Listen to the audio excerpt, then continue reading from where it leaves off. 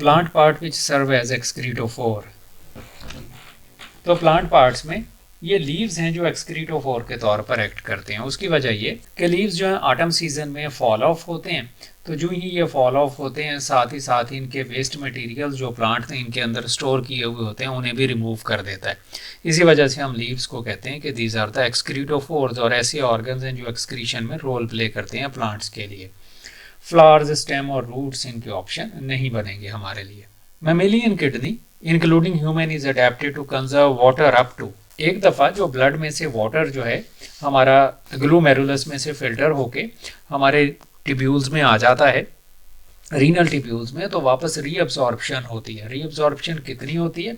ये होती है 99% के 99% वाटर जो वो रीअब्सॉर्ब हो जाता है। कितने प्रीशियस कंपाउंड को हमारी बॉडी बाहर नहीं निकालने देना चाहती, तो 99% रीअब्सॉर्प्शन होती है, हमने याद रखनी है ये बात। More urine is passed in winter than in summer because of decrease renal function. ऐसा तो बिल्कुल नहीं होता कि रीनल फंक्शन जो है वो डिक्रीज हो जाए। रीनल फंक्शन तो नॉर्मली गर्मियों और सर्दियों में एक जैसा ही काम कर रहा होता है। Increased production of aldosterone, aldosterone का काम तो होता है सोडियम रीअब्सॉर्प्शन या कॉन्सेंट्रेशन को मेंटेन करना यूराइन की।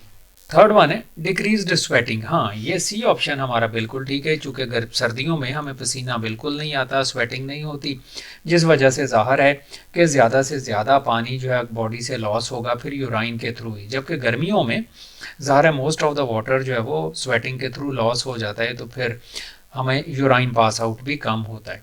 लास्ट वन जो ऑप्शन है हमारा decreased production of anti diuretic hormone, नहीं, डिक्रीज्ड प्रोडक्शन भी नहीं होता एंटी डायूरेटिक हार्मोन, क्योंकि एंटी डायूरेटिक हार्मोन अगर कम प्रोड्यूस होगा तो ये तो यूराइन की प्रोडक्शन को इंक्रीज कर देगा कि ज़्यादा से ज़्यादा यूराइन पास आउट हो, क्योंकि ये वाटर की रीअब्सॉर्प्शन करने में रोल प्ले करता है। तो जितना कम उतना कम वाटर रीअब्सॉर्ब होगा। अब चूँकि डिक्रीज्ड प्रोडक्शन ऑफ एडीएच भी ज़्यादा यूराइन जो है वो प्रोड्यूस करती है और सर्दियों में हमें ज़्यादा यूराइन जो है वो पास आउट होता है, लेकिन यहाँ ये डिक्रीज्ड प्रोडक्शन ऑफ एडीएच नहीं आएगा। उसकी वजह ये कि एडीएच को स्टिमुलेट करता है ऑस्मोटिक पोटेंशियल जो हमारे ब्लड का होता है।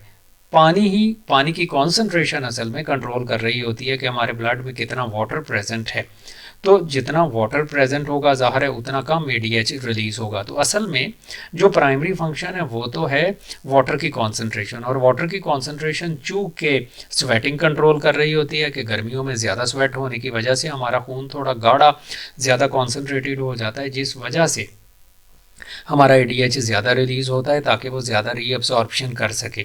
सर्दियों में चूँकि स्वेटिंग नहीं हो रही, इस वजह से वाटर की कॉन्सेंट्रेशन जो है वो हमारे ब्लड में ज़्यादा पतला, इस वजह से एडीएच की रिलीज़ कम होती है। तो प्राइमरी जो रोल प्ले करता है वो असल में स्वेटिंग रोल प्ले करता है। इस वजह से यहाँ पर ये जो ऑप्शन है हमारा वो सी ऑप्शन ही आएगा। The reason why the right kidney is slightly lower than the left one. Left kidney is bigger than that of the right kidney, नहीं, हमें पता है दोनों किडनी का साइज जो है वो बिल्कुल एक जैसा होता है।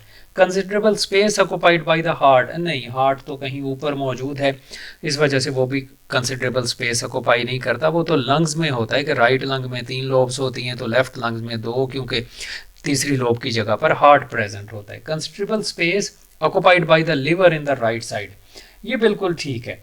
उसकी वजह ये कि हमारा लिवर जो है वो राइट साइड पर ऐसे उसकी लोब प्रेजेंट होती है, जिस वजह से ये किडनी थोड़ा सा नीचे आया हुआ होता है और ये किडनी थोड़ा सा ऊपर प्रेजेंट होता है। ये डी ऑप्शन तो फिर ज़ाहिर है हमारा नहीं होगा, right kidney is bigger than the left one, नहीं, अभी हमने देख लिया दोनों एक ही जैसे बड़े होते हैं। नेक्स्ट वन आ गया, in each nephron inner end of cup shaped swelling क्या कहलाता है। तो कप शेप स्वेलिंग जो है ये वाला पोर्शन हमारा कहलाता है, तो ये जो इनर एंड है हमारा ये कहलाता है बोमेन्स कैप्सूल, तो ये सी ऑप्शन हमारा ठीक होगा। ग्लूमेरुलर तो हमें पता ही है, ग्लूमेरुलस जो है वो कैपिलरीज को कहते हैं जो यहाँ पर प्रेजेंट हैं, तो ग्लूमेरुलस इन तमाम कैपिलरीज को कहते हैं।